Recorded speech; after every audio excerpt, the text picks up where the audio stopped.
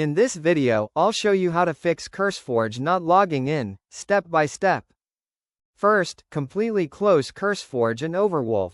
Make sure they are closed from the system tray, then open them again. When signing in, always choose the Microsoft Login option, especially if your account was migrated.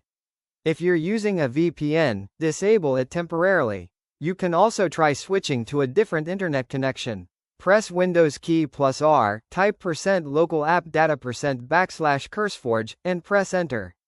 Delete the cache folder, then restart CurseForge. Your firewall or antivirus may be blocking CurseForge or Overwolf. Temporarily disable them to test, or add CurseForge to the allowed list. If the problem continues, uninstall CurseForge and Overwolf, then download and install the latest version from the official website. Also, make sure Java is updated to the latest version. You can also remove saved accounts from the Minecraft launcher, disable apps like Hamachi or other VPN tools, or try logging in through the web version first. And that's how you fix CurseForge login issues. Thanks for watching.